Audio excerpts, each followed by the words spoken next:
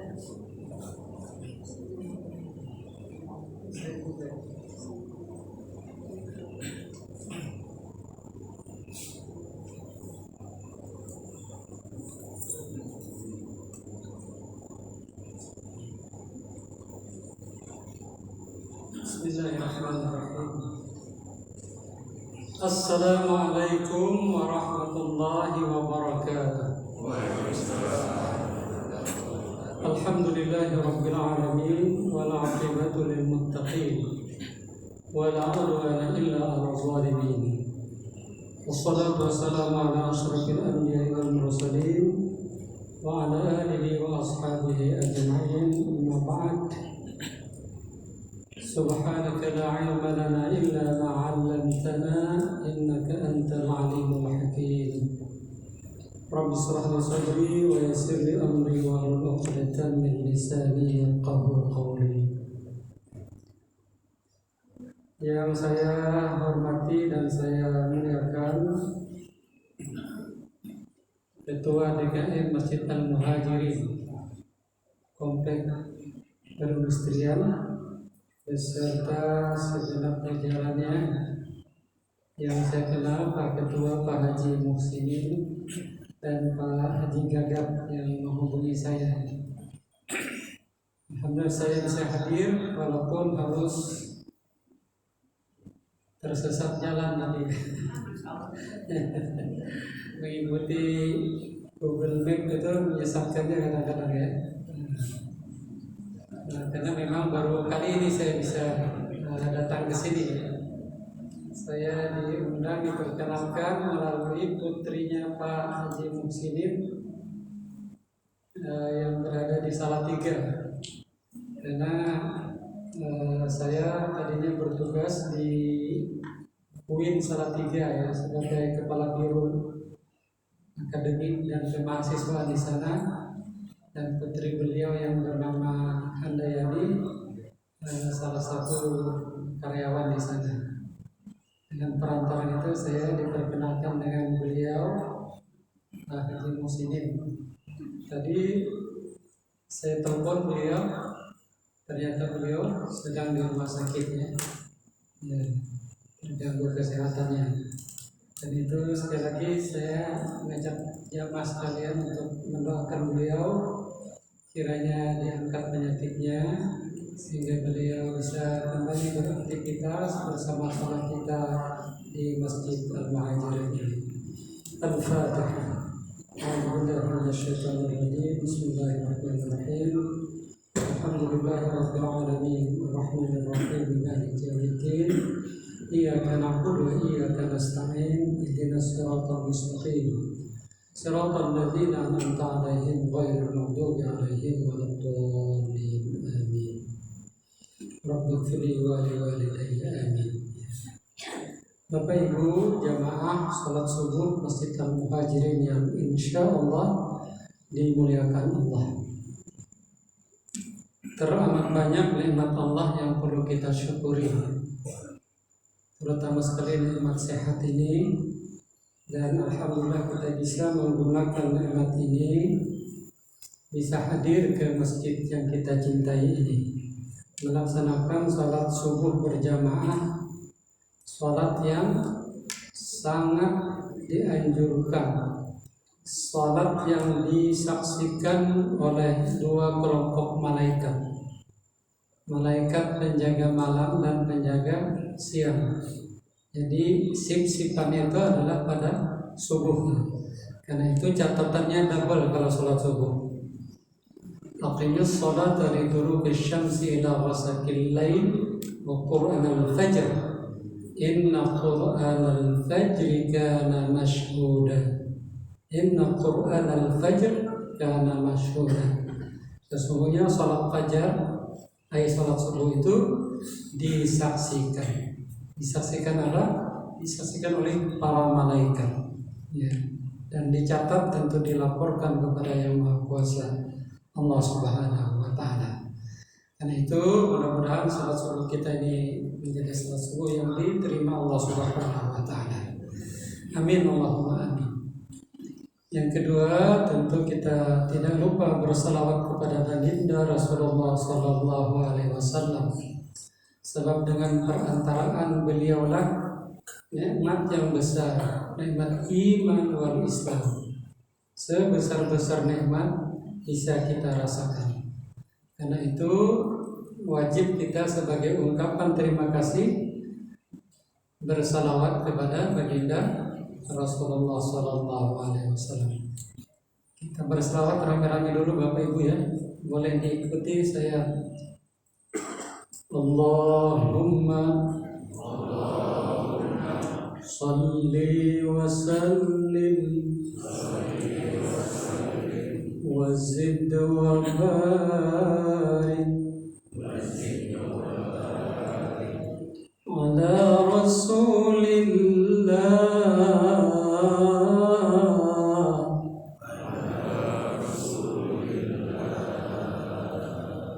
wa alihil athhar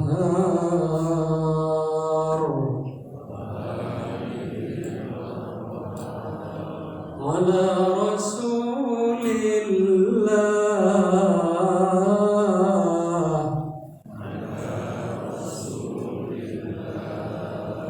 wa ashabihil akhyar.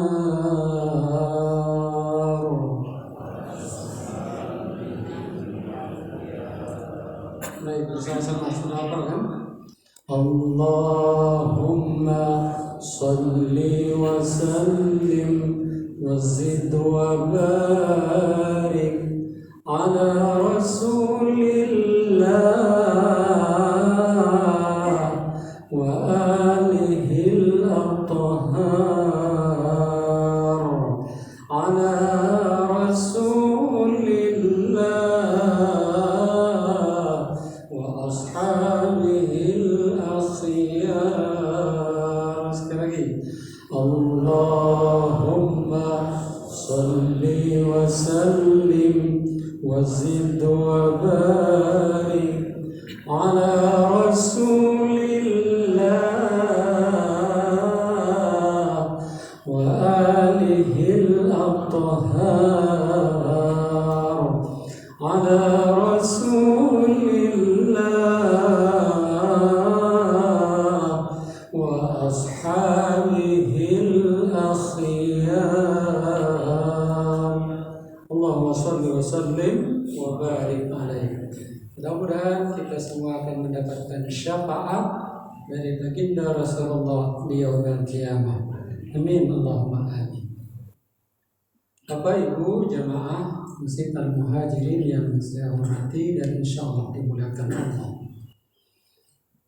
Kajian kita pada subuh ini berkaitan dengan kemerdekaan. Ya. Ini yang dipilih oleh panitia atau pengurus masjid kita sehubungan ini bulan Agustus, sebentar lagi kita memperingati proklamasi kemerdekaan Republik Indonesia yang keberapa Bu? 77 ya. Ya, sudah cukup lama kita merdeka ya. Bapak Ibu yang saya hormati, kemerdekaan ini merupakan karunia Allah, merupakan rahmat Allah ya. Sebagai orang yang beriman kita pasti meyakini ya, bahkan para pelaku sejarah founding father kita itu meyakini betul bahwa kemerdekaan ini atas berkat rahmat Allah yang maha kuasa ya. Ini tertuang dalam pembukaan Undang-Undang Dasar negara kita ya 1945, atas berkat rahmat Allah yang maha kuasa ya. Karena mereka meyakini tidak mungkin kita bisa merdeka di bawah penjajahan yang sangat kuat. 350 tahun penjajah, sudah berpengalaman sekali mereka menjajah. Sementara untuk bebas kita menggunakan senjata bambu runcing yang dilawan senjata meriam ya, bukan meriam belina, ini meriam beneran ya. Ya, pasti tidak mungkin. Tidak mungkin kita menang. Tidak mungkin kita bisa lepas dari penjajahan. Tapi ada kekuatan lain di samping kekuatan fisik ya. Apa itu? Kekuatan batiniah ya. Kekuatan batiniah kita didorong oleh apa yang kita perjuangkan, apa yang bangsa kita perjuangkan itu adalah kebenaran ya. Sementara yang kita lawan adalah kebatilan. Karena penjajahan itu suatu kebatilan. Ya. Allah berfirman di dalam Al-Qur'an, "Wa qul ja'al haqqu wa zahaqal batil, innal batila kana zahuqa." Katakanlah yang benar telah datang dan yang batil akan lenyap ya. Sesungguhnya yang batil itu pasti akan lenyap. Siapapun yang memperjuangkan kebatilan pasti akan binasa ya.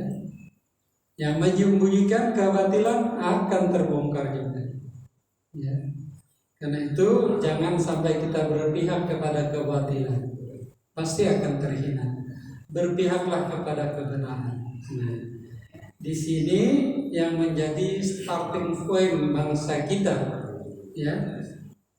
Kita memperjuangkan kebenaran ya, maka tidak ada merasa takut ya. Bahkan kalaupun mati dalam keadaan syahid ya. Yang dilawan kebatilan, pasti mereka akan ragu memperjuangkan kebatilan itu. Itulah sebabnya maka kita maju terus pantang mundur. Para pendahulu kita bisa merebut kembali kemerdekaan itu ya. Merebut kembali kemerdekaan itu. Nah, apalagi diilhami dengan ajaran agama, ajaran Islam ya, bahwa manusia itu sesungguhnya adalah sama kedudukannya ya, di hadapan Allah Subhanahu wa taala. Tidak ada sistem kelas di dalam Islam ya. Tidak ada kelas majikan dan pembantu, sama sesungguhnya kedudukannya. Itu hanya strata di dalam masyarakat saya ya. Di kantor ada pejabat, ada staf, itu wajar. Tapi tidak seperti yang menjadi penjajah dan yang dijajah. Ada yang jadi budak, ada yang jadi tuan. Tidak ada di dalam Islam ya. Allah Subhanahu wa taala berfirman, "Ya ayyuhan nasu inna khalaqnakum min dzakarin wa unsa wa ja'alnakum syu'uban wa qabaila lita'arafu inna akramakum 'indallahi atqakum innallaha 'alimun khabir." Ada tulisannya ya? Ada ditanyakan Pak? Ya, tadi jam 2 saya buka WA, ada WA dari Pak Gagat ya, supaya ada kalau ada makalah mau ditayangkan ya. Makanya saya buat dari jam 3, jam 2 tadi ya, mendadak sekali.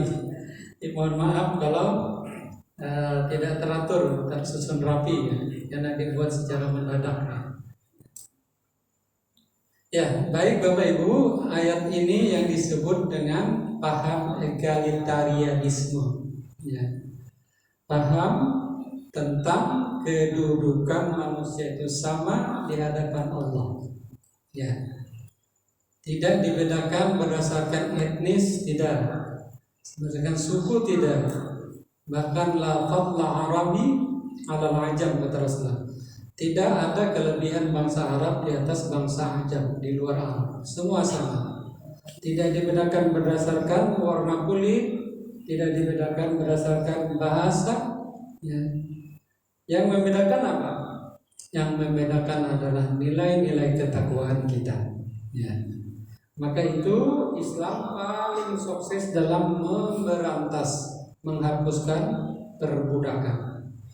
Sebab kita tahu ketika Islam datang itu dunia ini dipenuhi dengan perbudakan. Ada kelas budak, ada kelas tuan. Ya, bukan hanya terjadi di Jazirah Arab, tetapi juga di belahan dunia lainnya. Ya, itu sudah berakar tunggang dalam masyarakat. Artinya susah sekali untuk diberantas. Ya. Nah, Islam datang dengan ajaran paham egaliter ini. Paham kedudukan manusia itu sama di hadapan Allah. Ya. Tidak dibedakan apakah dia bangsa yang maju atau bangsa yang tertinggal. Tidak dibedakan berdasarkan warna kulit, bahasa, etnis, dan lainnya. Yang membedakan hanya ketakwaan. Nah, ajaran tentang paham egalitarianisme inilah yang sukses menghapus perbudakan. Begitu turun ayat ini, para sahabat Rasulullah yang mempunyai budak langsung berbeda perlakuannya terhadap budak. Ya.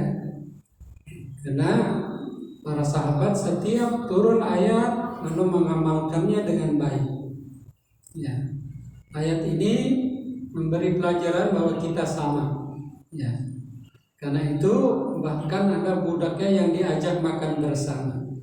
Budak-budaknya dijadikan saudara. Ya. Karena mengamalkan ayat ini. Ya.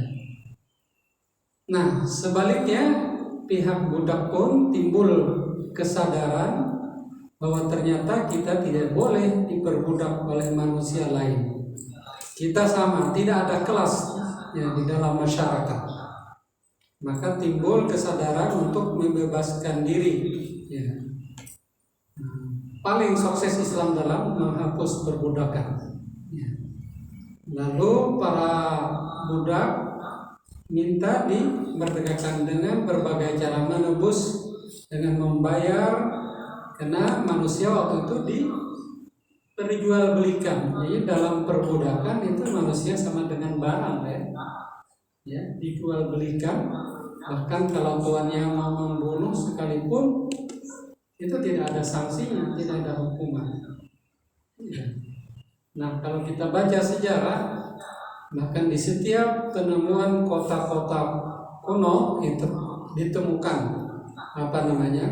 Kolosium ya. Kolosium itu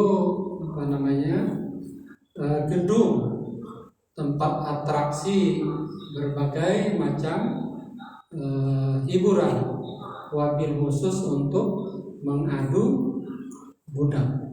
Ya. Dan tidak bisa dipungkiri kesenangan para pembesar-pembesar negeri dimanapun adalah mengadu budak. Ya. Dan kalau budaknya yang satu mati, itu tidak ada diproses secara hukum, karena kelas budak namanya sama dengan barang. Ya. Begitu juga apalagi perempuan. Ya. Ya.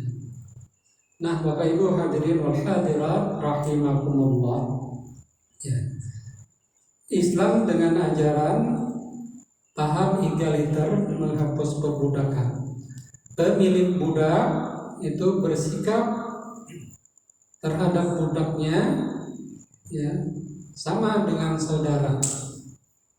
Lalu pada gilirannya membebaskan mereka tanpa pembayaran apapun. Nah, para budak mereka meyakini ajaran tauhid. La ilaha illallah. Tidak ada Tuhan selain Allah. Tidak ada yang berhak disembah selain Allah. Ya. Tidak boleh menghamba kepada manusia melebihi kepada Allah. Nah, dengan dua ajaran ini Islam paling sukses menghapus perbudakan. Ya. Ya, terjadilah pembebasan itu di kalangan para sahabat, diikuti orang-orang yang memiliki budak, memerdekakan budaknya. Ya. Budak pun terangkat ya, semangat untuk merdeka ya, maka tidak ada kelas lagi di dalam Islam kayak itu ya. Sampai Rasulullah wafat maka perbudakan hapus dengan sendirinya ya. Di setiap negeri yang disebarkan ajaran Islam ya, melalui paham egalitarianisme, surah Al-Hujurat ayat 13 ya. Ya. Wahai manusia, sesungguhnya kami ciptakan kalian dari laki-laki dan perempuan. Kami jadikan kalian bersuku-suku, berkabilah-kabilah, berbangsa-bangsa. Ya. Lita'arafu, agar kalian saling mengenal, mengetahui kelebihan masing-masing, budaya masing-masing, maka terjadi keharmonisan di dalam masyarakat melalui kita saling mengenal ya. Mengenal budaya, mengenal bahasa ya, bahkan mengenal agama. Nah, maka di ta'arafu itu luas sekali maknanya. Tujuannya untuk saling menghormati, bukan saling merendahkan, saling menghina. Kenapa? Inna akramakum indallahi atqakum. Sesungguhnya yang paling mulia di antara kalian di sisi Allah adalah yang paling bertakwa. Innallaha alimul khabir. Sesungguhnya Allah Maha mengetahui apa yang kalian lakukan. Ya. Nah, Bapak Ibu yang saya hormati, ya.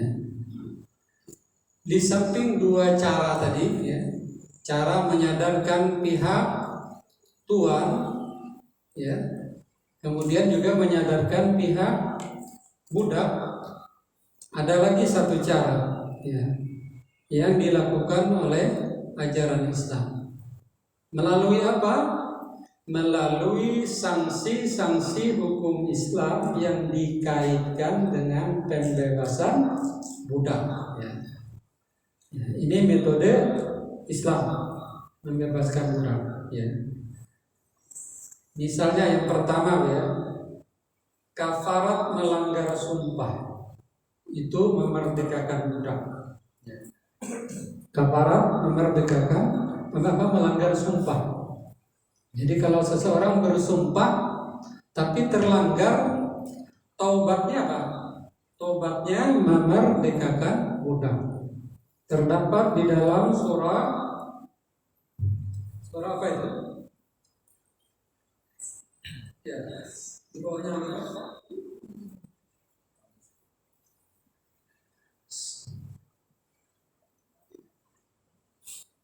Surah Al-Maidah ayat 89 ya. La yu'akhidhukumullahu billaghwi fi aymanikum walakin yu'akhidhukum bima aqadtumul ayman. La yu'akhidhukumullahu billaghwi fi aymanikum. Allah tidak menghukum kamu dalam sumpahmu yang tidak disengaja. Walaki yu'akhidhukum, kan tetapi Allah menghukum kamu ya karena sumpah yang disengaja. Jadi kalau bersumpah dilanggar, maka salah satu sanksinya fatahriru raqabah. Fatahriru raqabah yang memerdekakan budak.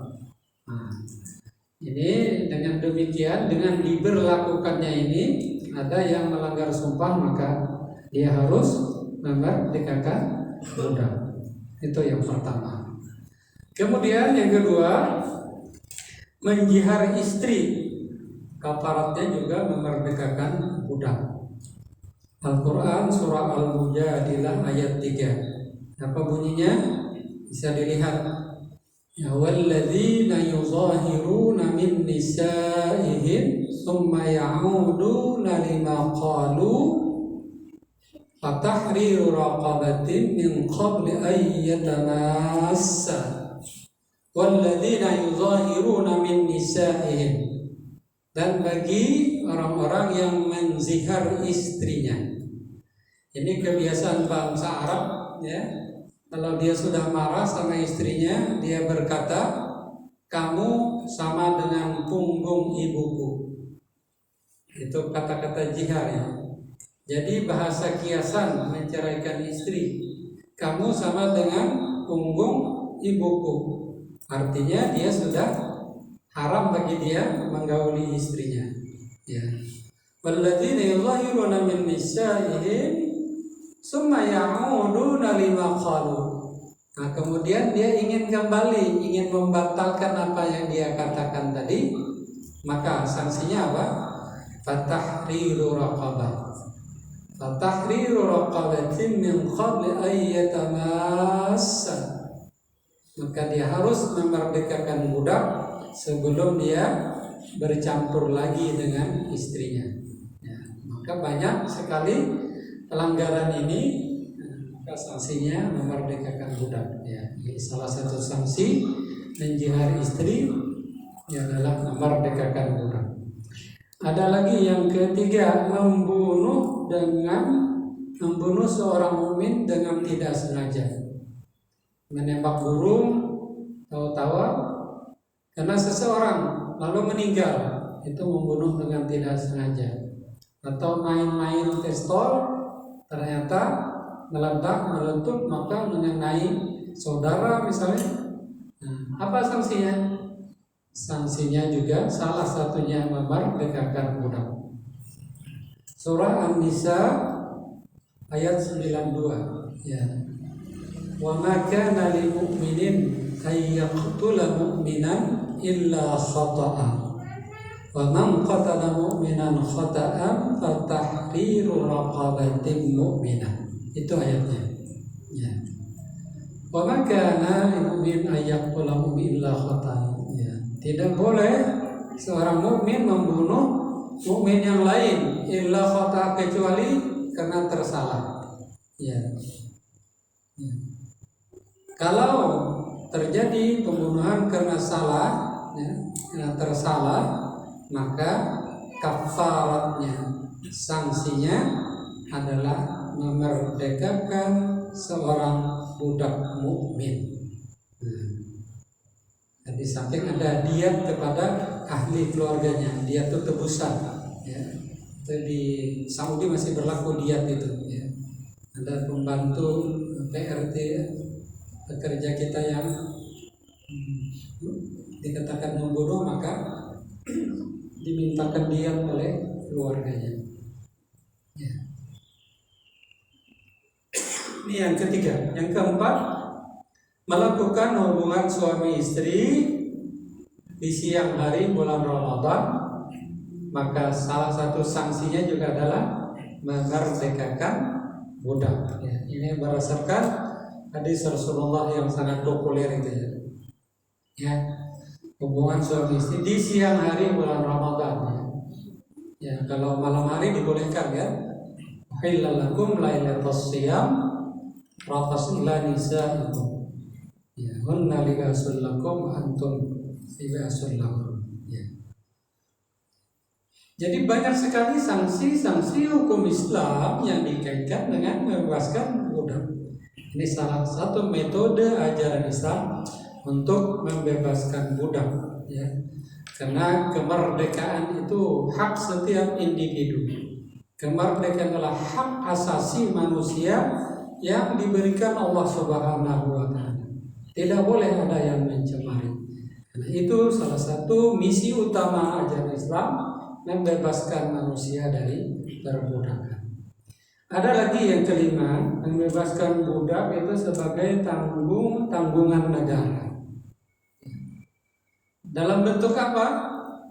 Dalam bentuk salah satu asnaf zakat itu untuk memerdekakan budak, ya.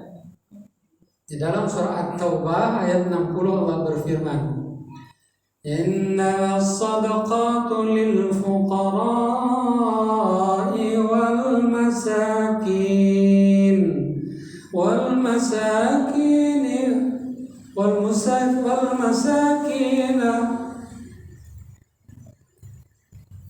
wal 'amilina 'alaiha. Ya, ada yang bawa Quran lihat At-Taubah 60. Innamas shadaqatu lil fuqara'i wal masakin wal 'amilina 'alaiha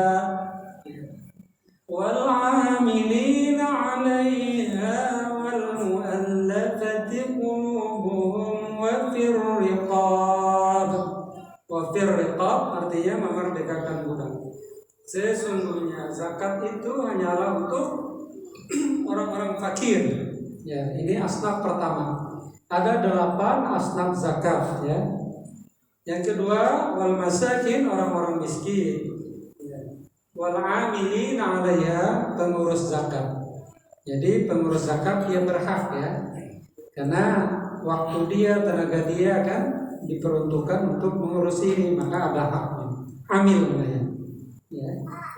Kemudian apa lagi? Wal mu'allafati qulubuhum. Ya, mu'allaf, orang yang baru masuk agama Islam. Ya. Wa fir riqab, dan untuk memerdekakan budak. Nah, ini artinya ini menjadi tanggungan negara kan? Karena zakat itu yang berhak memungut sebenarnya adalah negara. Ya. Di Indonesia sudah mendekati ini karena negara membentuk yang namanya Basnas, ya, yang diangkat oleh pemerintah kan, ya, dia yang menjalankannya. Wal gharimin, orang yang berhutang, wa fi sabilillah, untuk sabilillah, wa fi sabil, orang-orang yang dalam perjalanan kehabisan bekal dalam perjalanan.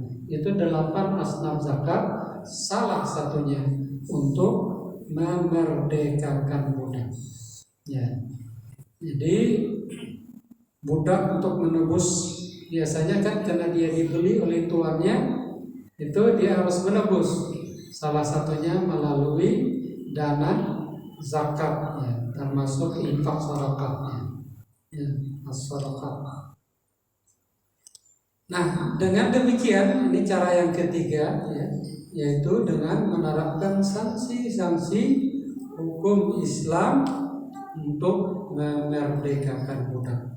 Maka itu tuntas sekali ajaran Islam dalam membebaskan perbudakan. Nah, sementara sebelumnya tidak ada ajaran yang bisa menghapus perbudakan. Nah, PBB, ya, tahun berapa? Tahun 48 baru mendeklarasikan, ya, tentang apa? Piagam hak-hak asasi manusia, ya kan? Ya. Jadi tanggal 10 Desember 1948, ya, Declaration of Human Rights, ya, yang dideklarasikan oleh PBB, nah, tentang hak asasi manusia. Nah, sejak itu secara konstitusi, ya, di dunia ini tidak ada lagi perbudakan, sudah hapus perbudakan. Ya. Tapi dalam kenyataannya bagaimana, Bapak Ibu? Masih banyak ternyata ada istilah perbudakan modern, ya. Perbudakan modern. Ada masih perdagangan orang, ya. Human trafficking itu perdagangan orang. Ya, bahkan ada kajian sistem outsourcing apa? Yang tenaga kerja yang diperjualbelikan itu kan memperdagangkan manusia. Outsourcing, ya, outsourcing itu sistemnya. Ya, tenaga orang dijual kan? Ya, dia dalam satu perusahaan tenaga kerja, ya, dia dipekerjakan di tempat lain. Dia tidak menerima upah di tempat lain itu, tapi melalui di mana dia bergabung itu. Ya. Dan pembayarannya tidak sesuai dengan sebenarnya dia bekerja kan? Ya, itu pun sesungguhnya bagian dari perbudakan modern. Ya, karena sesungguhnya substansi dari perbudakan itu adalah kezaliman, menjual manusia, ya kan, memperdagangkan manusia. Nah, ini tentu kenapa maka itu terjadi? Tadi secara konstitusi dunia sudah bebas, ya, dari perbudakan, tapi dalam kenyataannya masih ada, ya, substansi perbudakan itu. Kenapa?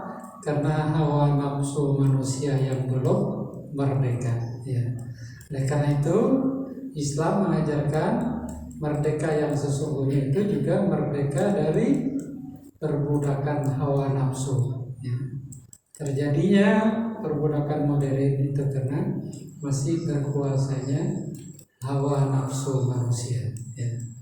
Oleh karena itu melalui ibadah puasa kita disuruh untuk bisa mengendalikan hawa nafsu, ya, supaya kita benar-benar merdeka, ya, bebas dari ya hawa nafsu yang senantiasa menyuruh orang berbuat jahat. Innan nafsa la ammaratum bisu. Sesungguhnya hawa nafsu itu yang disebut an-nafsu al-ammarah itu senantiasa mengajak orang kepada kejahatan. Ya. Ya, setiap ada kejahatan pasti karena nafsu. Ya. Ini berita yang sedang hangat sekarang. Intinya apa? Karena nafsu, kan? Ya, karena seorang dikuasai nafsu. Ya. Ya. Karena itu bersama dengan kita memperingati proklamasi kemerdekaan Republik yang ke-77. Mari kita syukuri nikmat kemerdekaan itu. Kemerdekaan itu adalah amanah. Amanah apa? Amanah dari Allah Subhanahu wa Ta'ala. Negara kita diberikan rahmat Allah untuk menikmati kemerdekaan itu. Kita syukuri itu dengan cara mengisi kemerdekaan itu dengan perbuatan-perbuatan yang positif, dengan perbuatan-perbuatan yang bisa mengendalikan hawa nafsu kita. Itulah kemerdekaan yang sesungguhnya. Demikian apa yang bisa saya sampaikan, ya. Tadi MC mengatakan kalau ada yang mau bertanya, sharing, kita beri kesempatannya. Pak MC tadi, ya. Ya, saya cukupkan dulu. Saya buka kesempatan sebelum kita tutup dengan doa.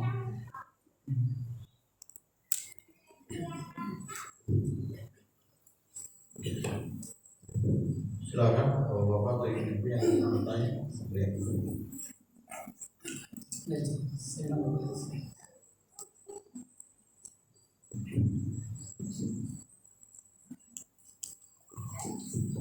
Assalamualaikum warahmatullahi wabarakatuh. Pasal di dalam Republik Kemerdekaan ada tokoh-tokoh Muslim dan tokoh-tokoh kafir. Yang kami tanyakan, apakah tokoh kafir itu gugur dalam pertempuran, termasuk mati syahid atau ditulis amal kebaikannya oleh Allah? Terima kasih. Baik, terima kasih. Allah tentu ini menurut versi kita, ya. Kalau menurut versi mereka, Tuhan adalah yang menurut versi mereka, ya kan? Yang juga memberi balasan. Tapi menurut Islam, ya, yang memberi balasan itu Allah Subhanahu wa Ta'ala, kan? Ya. Syaratnya adalah kalau beriman kepada Allah. Ya. Jadi perbuatan kita dinilai ibadah. Salah satu syaratnya adalah beriman kepada Allah. Nah, ada orang yang berbuat baik itu nilainya hanya duniawi. Ya, secara keduniaan dia berhak mendapatkan pujian, mendapatkan penghormatan, bahkan juga mendapat gelar pahlawan, ya kan? Itu duniawi. Ya. Tapi untuk urusan ukhrawi, yang menurut pandangan Islam, dia disyaratkan satu syaratnya beriman kepada Allah Subhanahu wa Ta'ala. Ya. Itu Pak, ya. Jadi ibadah itu pertama dia dilakukan oleh orang yang beriman. Nah, apapun bentuknya bisa bernilai ibadah. Tidur pun kalau yang tidur orang beriman karena tidur itu juga bisa bernilai ibadah. Yang kedua, tidak dilarang perbuatan itu. Nah, contoh tidur tadi kan nggak dilarang, ya, menurut agama maupun menurut negara, ya kan? Yang ketiga, dilakukan secara prosedural. Ya, kalau contoh tidur tadi, tidur yang prosedural bagaimana Bu? Ya, pasti dari segi waktu, nah, bagaimana tidur yang baik. Dari segi tempat, tidak boleh sembarang tempat kan? Dulu orang tua kita mengatakan tidak boleh tiduran di depan pintu kan? Ya, nah, itu cara orang tua kita menasihati kita ya. Nah yang keempat, diniatkan karena Allah Subhanahu wa Ta'ala. Itu baru ibadah yang akan mendapatkan imbalan dari Allah. Saya kira bisa dipahami Pak ya? Ya. Terima kasih.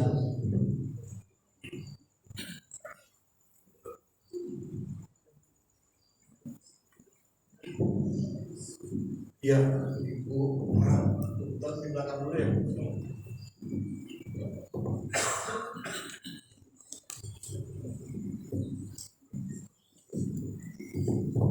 Assalamualaikum warahmatullahi wabarakatuh. Apakah sudah bisa dikatakan merdeka secara hakiki bahwa di negeri ini masalah hukum masih berpihak dan kesenjangan sosial masih sangat jomplang, dan bumi dan kekayaan masih dikuasai beberapa kelompok saja, dan para ustadz atau ulama yang mengatakan kebenaran dikatakan itu radikal. Terima kasih. Wassalamualaikum warahmatullahi wabarakatuh. Waalaikumsalam warahmatullahi wabarakatuh. Ya. Baik Ibu, terima kasih pertanyaannya. Ya tentu secara konstitusi merdeka, kita merdeka ya. Tapi kan ada yang terselubung ya. Kalau kita mengartikan kemerdekaan itu adalah bebas secara fisik, tapi juga bebas secara rohani ya, maka masih banyak yang belum merdeka tadi ya. Ya termasuk tadi masalah ekonomi ya. Bahkan tadi ada kezaliman ya. Seperti saya katakan sistem outsourcing ya. Ya, makanya selalu ribut masalah buruh kan. Karena ada ketidakadilan di sana. Ya. Nah, tapi apa boleh buat karena secara konstitusi itu diakui ya. Maka masih berjalan itu ya. Nah, tentu secara perlahan-lahan kita memberikan pemahaman ini mulai diri kita sendiri yang mudah-mudahan juga nanti kepada lingkungan kita, kepada bangsa dan negara kita ya. Jadi kalau secara substansi tadi masih banyak ya yang belum merdeka di negara kita ini ya. Secara substansi dalam artian masih ada ketidakadilan, ketimpangan ya kan ya. Nah tentu bagaimana caranya ya melalui memberikan pemahaman ya. Yang paham yang pertama adalah kepada diri sendiri. Nah kalau setiap individu ya menjaga, membebaskan, memerdekakan dirinya, ya apalagi kalau dia memegang amanah kekuasaan pemimpin, karena setiap pemimpin akan dimintai pertanggungjawaban, yang mudah-mudahan dia ya berlaku ya untuk memerdekakan secara hakiki tadi ya. Sikir itu Bu ya.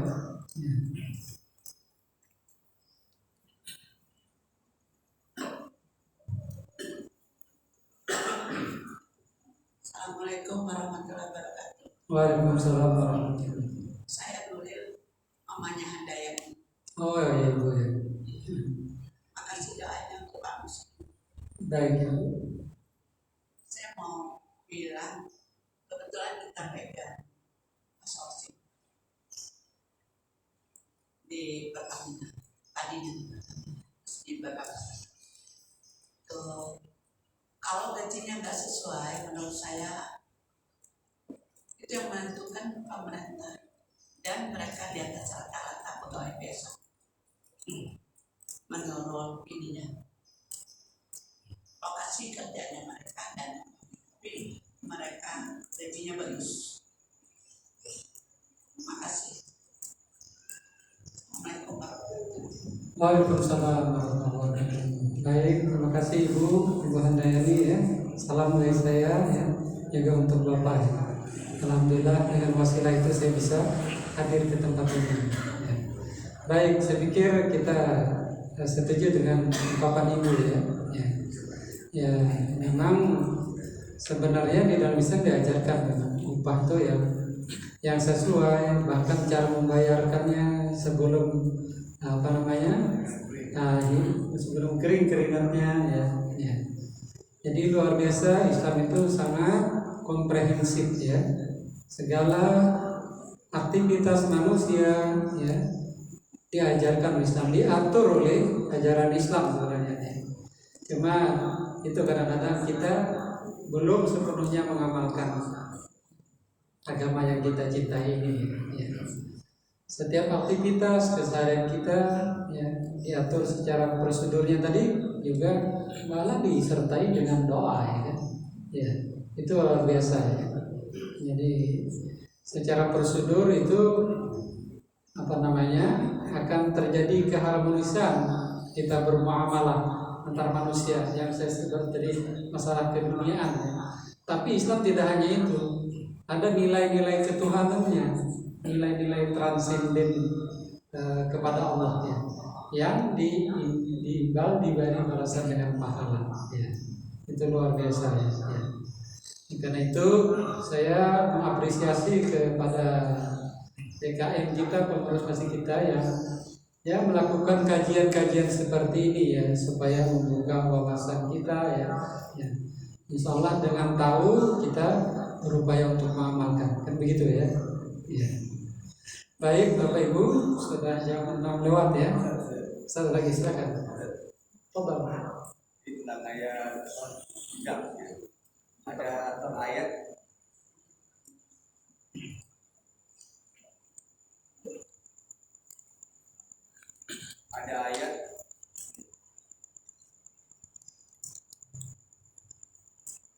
ada ayat yang menjelaskan kita ini jadi ingin terus memelihara budak. Itu dalam surat Al-Mu'minun, qad aflahal mu'minun alladzina hum fi shalatihim khashi'un aw ma malakat aymanuhum fa innahum ghairu malumin. Di sini bahwa orang yang menggauli budak itu nanti di penghujung ayat dikatakan mereka akan mendapat surga. Di ayat ini menjelaskan bahwa termotivasi untuk selalu memelihara budak, karena dikatakan di situ memelihara budak ghairu malumin, termasuk orang-orang yang tidak melampaui batas kalau kita menggauli budak. Ayat ini memberikan penjelasan kepada kita bahwa menggauli budak itu tidak berdosa gitu. Di ayat ini kita memberikan pemahaman berarti kita ingin terus melestarikan memelihara budak karena itu merupakan diperbolehkan gitu. Bagaimana dengan penjelasan ayat ini? Baik, terima kasih Bapak siapa? Abdul Aziz ya. Surah Al-Mu'minun. Bismillahirrahmanirrahim. Qad aflahal mu'minun alladzina hum fi salatihim khashi'un walladzina hum 'anil lagwi mu'ridun walladzina hum lizzakati fa'ilun walladzina hum لفروجهم حافظون إلا على أزواجهم أو ما ملكت أيمانهم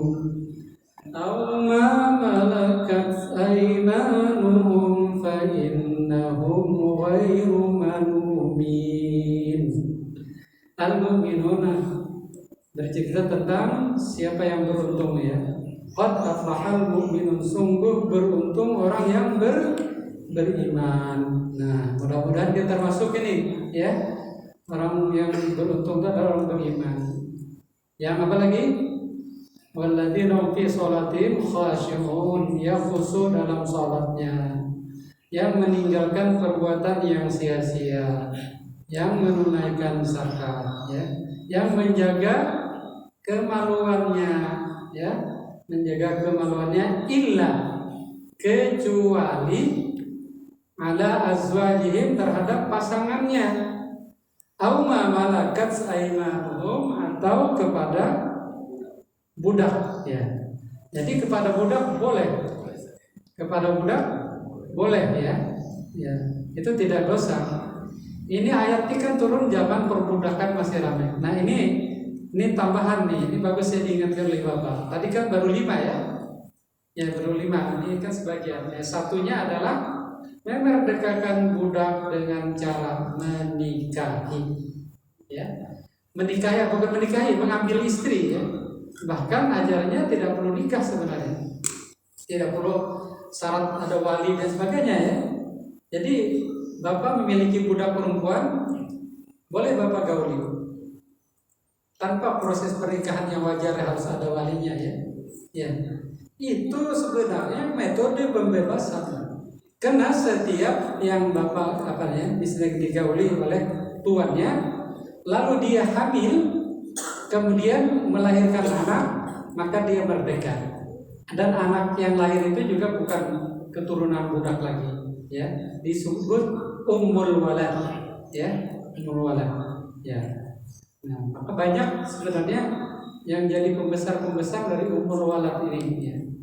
Jadi bukan melestarikan itu, Pak, membebaskan kan?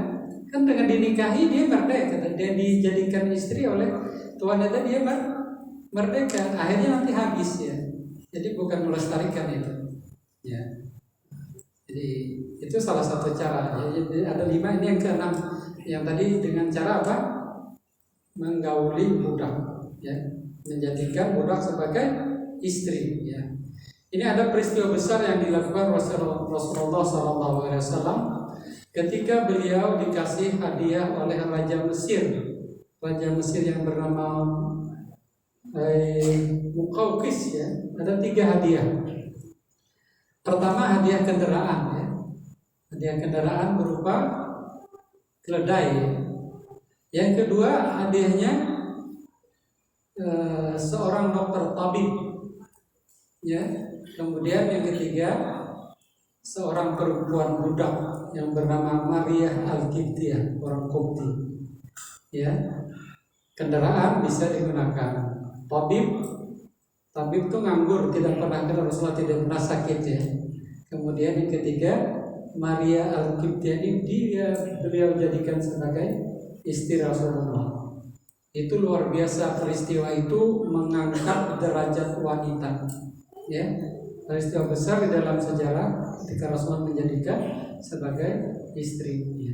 Nah, dengan demikian dia bebas. Ya. Nah, jadi itu bukan melestarikan budak, tapi justru membebaskannya.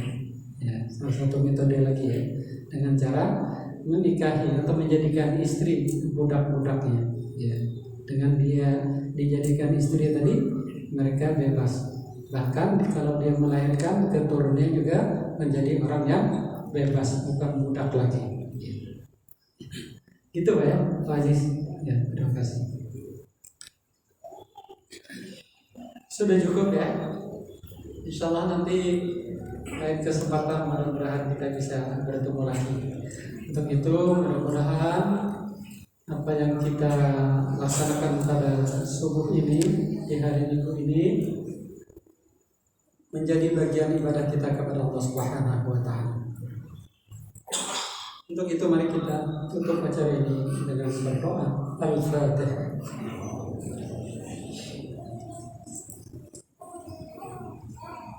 Iya kan. Surah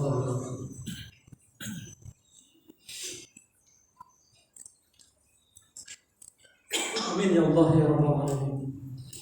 Allahumma aslih lana dinana alladhi huwa ismatu amrina wa aslih lana dunyana allati fiha ma'ashuna wa aslih lana akhiratana allati ilayha ma'aduna waj'alil hayata ziyadatan fi kulli khair wal mauta rahatan lana min kulli syarr.